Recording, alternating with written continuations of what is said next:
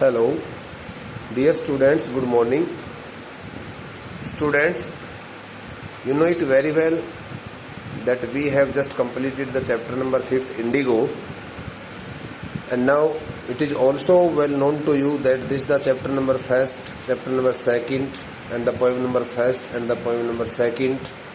This is the first two chapters in section A, prose, and the first two poems in section B, poetry, have been included in the bifurcated syllabus for the upcoming second unit test May 2020. If you are not known to this fact, so I have told you about the nature of the syllabus, proposed syllabus for the upcoming test very recently at this moment. Bete, you know it very well.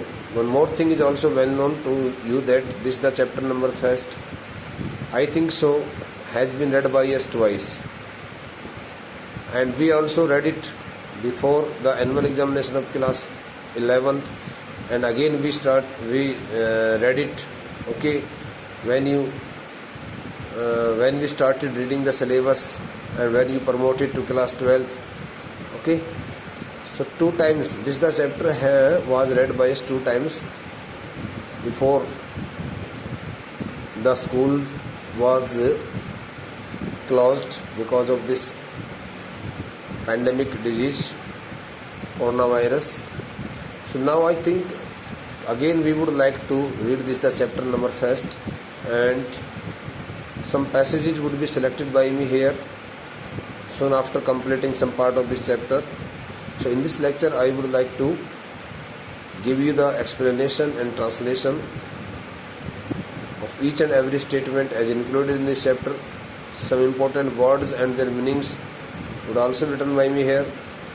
So dear students, kindly keep your textbook with you and open your textbook when you start listening to my voice, when you start attending my video. Better don't ignore anything. Whatever is taught to you by any lecturer, you should take it very positively. I am deeply shocked to see that a number of students have been totally lethargic and lazy, and they have started ignoring the online lecture which is delivered by me every day for 1 hour, right from 1:15 p.m. to 2:15 p.m. and only 2 or 3 students attend my lecture every day. It is really a matter of great concern to me, and I think to all of you also. Please take the importance of the lecture very seriously and start attending it regularly. So as you know, this is the chapter number 1st, the last lesson, which is written by Alphonse Daudet. Alphonse Daudet was a French novelist and short story writer. The last lesson is set in the days of the Franco-Prussian War. So this is the background of the chapter. If you talk about the background of the chapter, so the chapter's background lies in the Franco-Prussian War, which started in the year of 1870 and ended in the year of 1871, in which France was defeated by Prussia, led by Bismarck.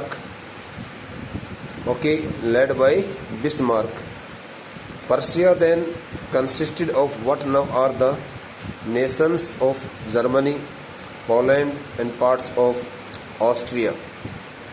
In those days, Prussia consisted of these all three nations, three countries, namely Germany, Poland, and parts of Austria. These three nations used to be the part of a single one country, Prussia, and the war had broken out between those two powerful nations, namely Prussia and France, and the war was known as the Franco-Prussian War, which started in the year of 1870 and it ended in the year of 1871, almost 1 year. was okay. Almost 1 year was taken by the war. In this story, the French districts of Alsace and Lorraine have passed into Persian hands. The story which we are going to read at this moment, okay, would tell us that the two districts, namely Alsace and Lorraine, had been captured by the Persians soon after defeating the country France in that war, and those the two most important parts of France had been captured by the Persians. And as soon as they occupied the territory of those two districts, Alsace and Lorraine, they passed a rule, and that rule was really very heart-rending, heart-striking order, and order was really very crucial in each and every respect. And the order was that all the people living in Alsace and Lorraine would have to learn German instead of learning French. It was a very horrible and terrific order as released from Berlin by the Germans. Read the story to find out what effect this had on life at school. So it all is to be noticed by us in this story, what kinds of incidents take place soon after the occupants of the Germans, Persians on the two districts Alsace and Lorraine. So bete, as you have already written the meanings of these words, but again I would like to tell you here the meanings of these words. In great dread of means scared of. I would like to write the meanings of these expressions also, if I find a page here in this register. Okay, I have got it. Get it? You know it very well that each and everything is so important to all of us. So the first word is here, in great dread of. It is known as glossary. Chapter number first, CHAPTER. Chapter number first. The name of the chapter is the last lesson, THE, the LAST, last, LESSON, last lesson. Okay. Glossary, GLOSSARY, important words and their meanings. Okay. Expressions and their meanings. Nature of expression, NATURE, nature of expression, EXPRESSION,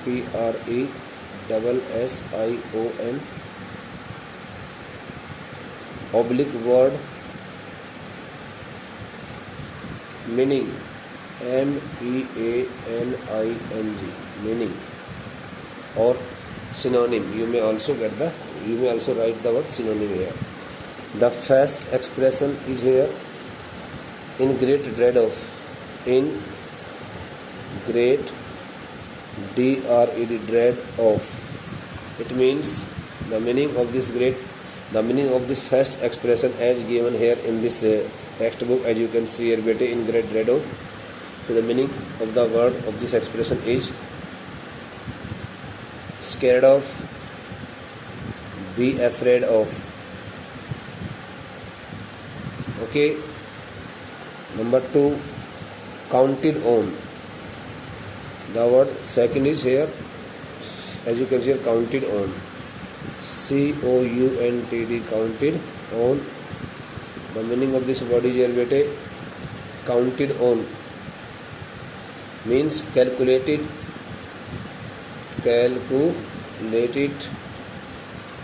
and the second meaning of this word is here estimated, assumed, assumed, assumed, calculated, assumed, think in advance. Okay, like this, assumed. The third word is here bete thumbed at the edges. Thumbed, thumbed, thumbed at the edges. Okay, thumbed at the edges. The meaning thumbed at the edges, this is the expression usually meaning in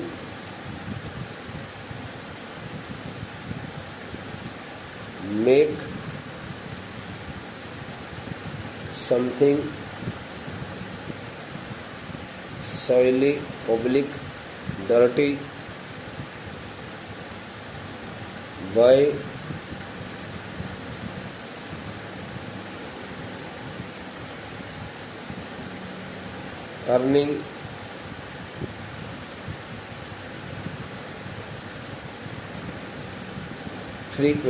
turning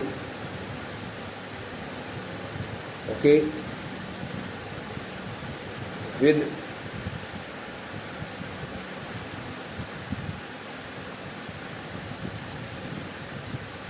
the thumb.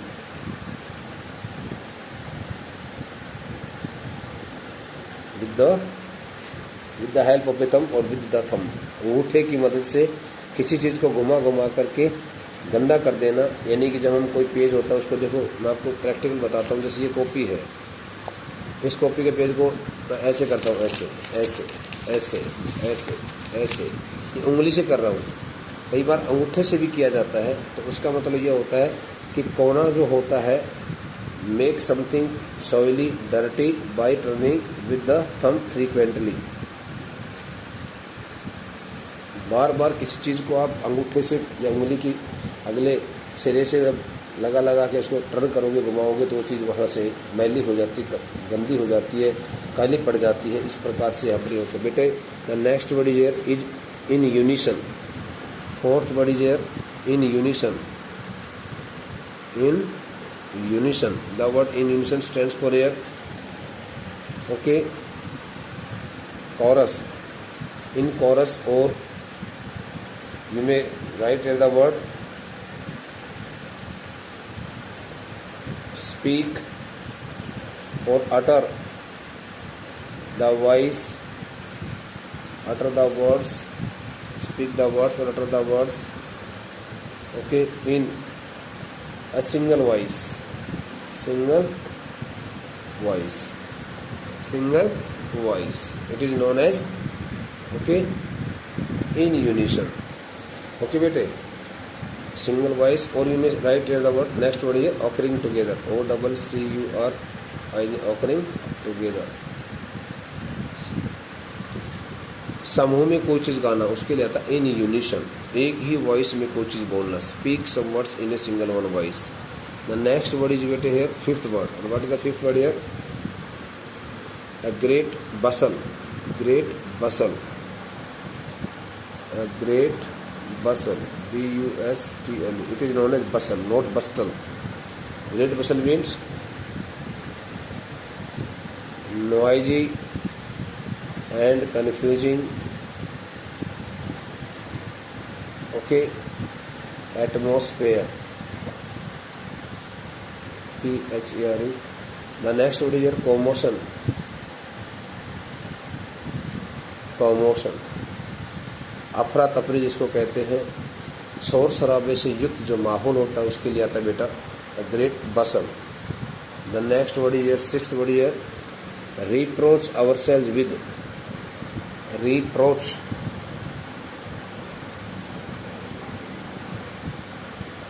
ourselves with means, reproach ourselves with means scold, SCOLD, scold, or rebuke, okay, rebuke, oneself for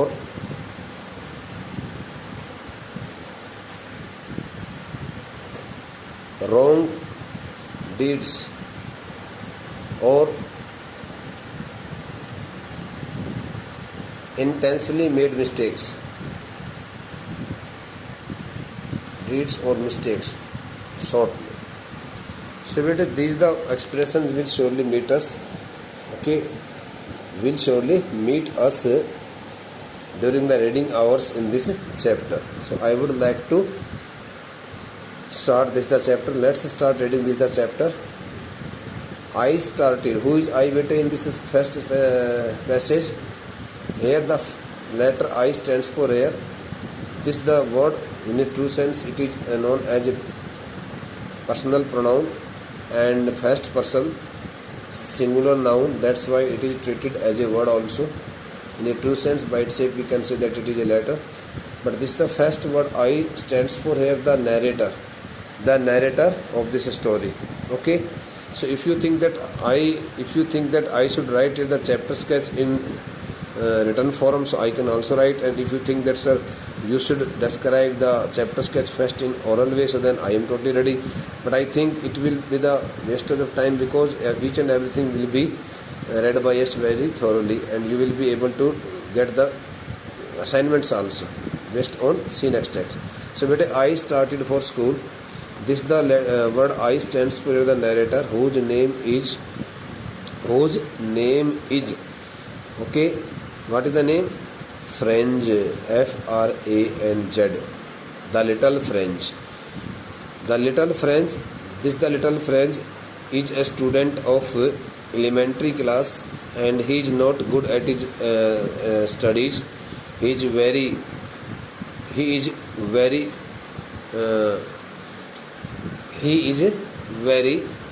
unstudious, and he does not want to study, okay, willingly. He often wants to spend his time outside the school building. He often thinks that he should go in the open fields to search for the eggs and to enjoy the sight of the Persian soldiers, okay, who kept getting themselves fully trained in military services every time. So this the child, the little Franz is the narrator, is the protagonist of this chapter. What is the name of the? I would like to write here something, okay. I would like to write here something about the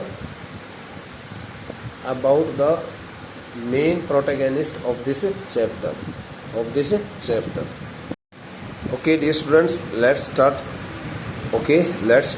discussing about some important points, main points of the chapter. First of all, I have put here the title, as you can see here, about the narrator. The narrator of this story is the little Franz, or the protagonist of the story. Name, what is the name of the narrator? Franz, but he is also called as the little Franz by the author here. So now I would like to write here family background, F-A-M-I, family background.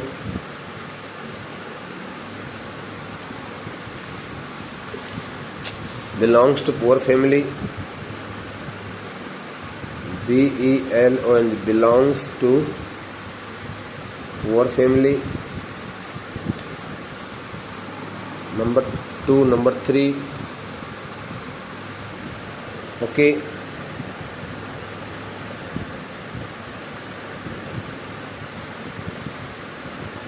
Nature and behavior, B-E-H-A-V-I-O-U-R, nature and behavior.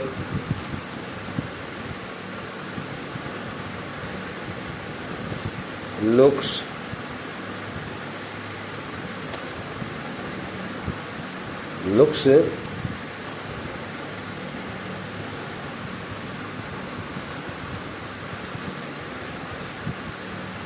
uninterested in studies,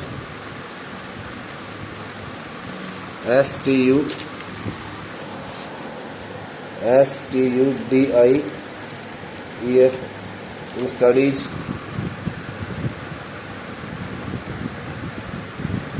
Takes no interest in the words of his teacher.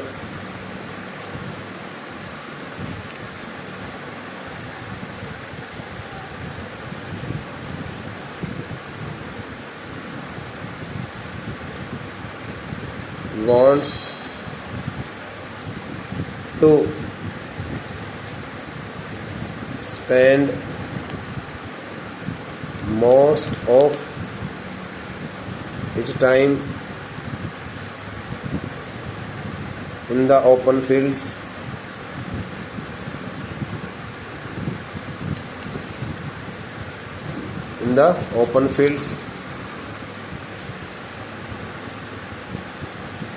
In searching for the eggs and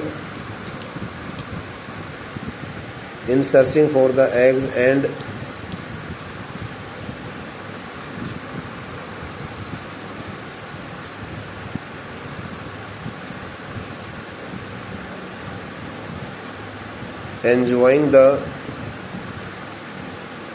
sight of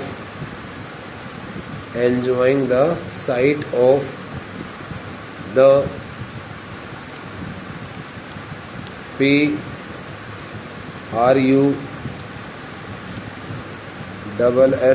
PRUSS Persian soldiers drilling, getting training in military services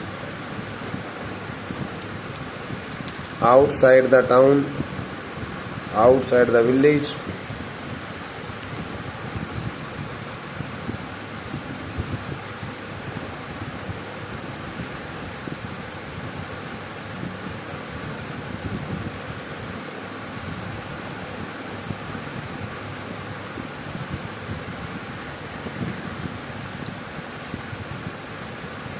Always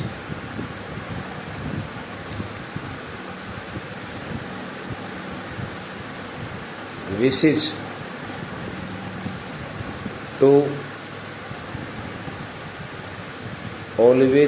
to do some other works except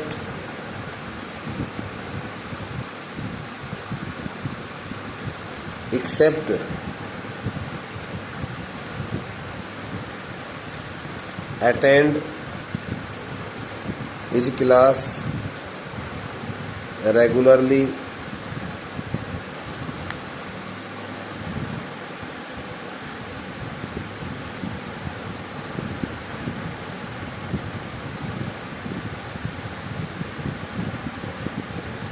Shows his sincerity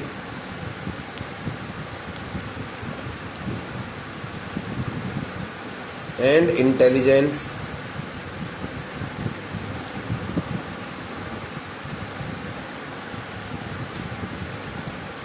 on the day of the last lesson. There are different kinds of things which you can write here. Seems to have special interest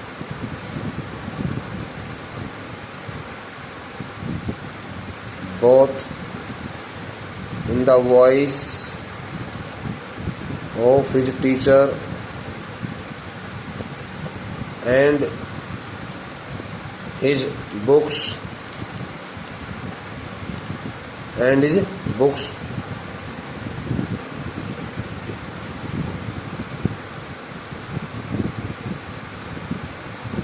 These are some important facts which I have written here regarding the nature and behavior of the narrator.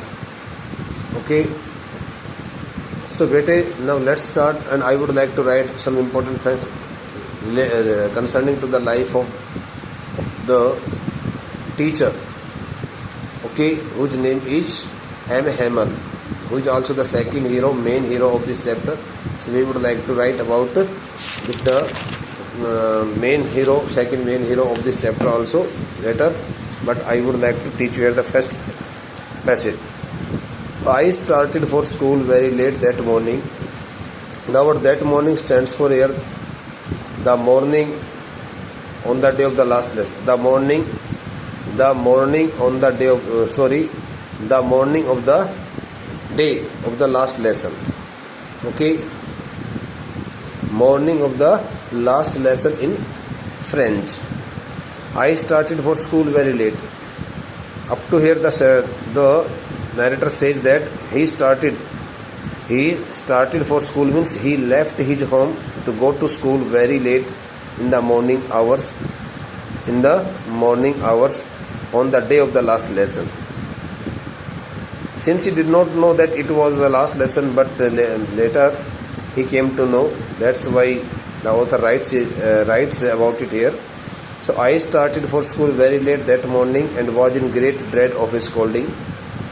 Through this first sentence, the narrator wants to tell us about his mental feelings and reactions, what kinds of feelings were revolving in his mind at that time when he left his home for school.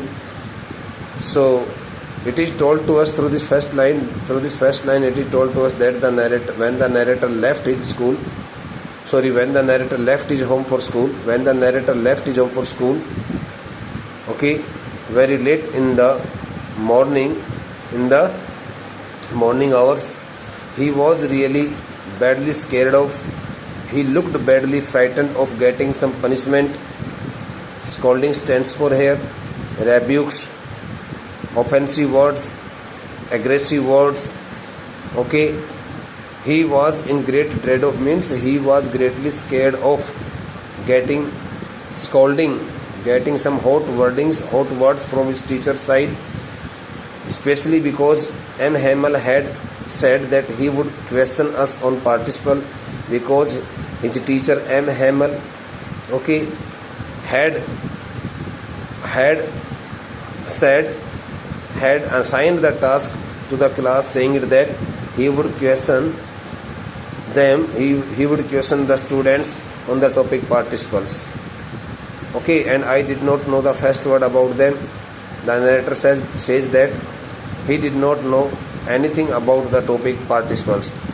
He had no knowledge about the topic participle, though his teacher had already taught the topic participle in the class. Hindi में देखो बेटा, उस दिन सुबह का मतलब जिस दिन फ्रेंच भाषा में एम हेमेल के द्वारा अंतिम अपना पाठ, अपना जो चैप्टर है, अपना लेसन जो है वो जब दिया जाना था, उस दिन की बात कर रहा है लेखक। कहता है उस दिन की सुबह मैंने बहुत देरी से विद्यालय के लिए अपने घर से चलना शुरू किया, और जब मैंने घर से विद्यालय के लिए चलना शुरू किया तो मेरे दिमाग में इस बात को लेकर के बहुत ज़्यादा भय भरा हुआ था कि वह मुझे आज कक्षा में बहुत ज़्यादा धमकाया जाएगा।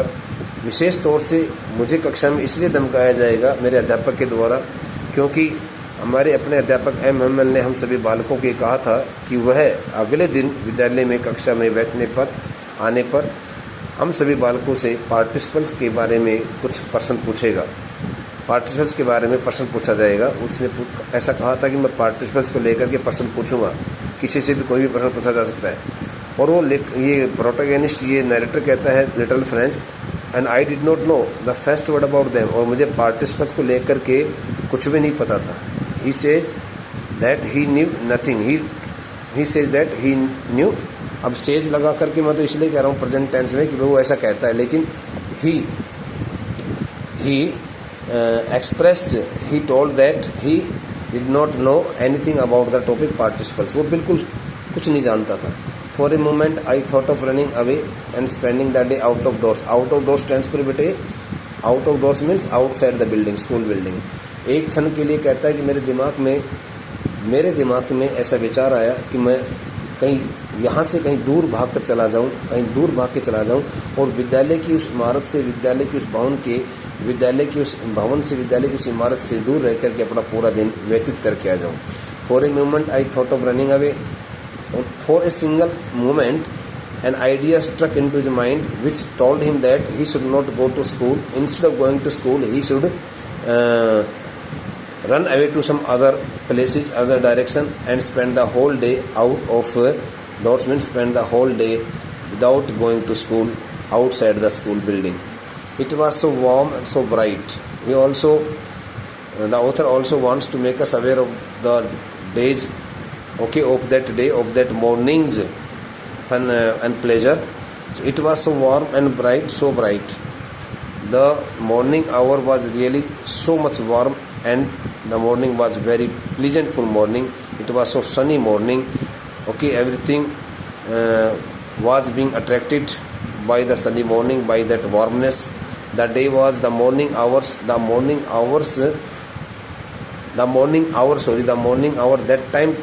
time morning hour was really so much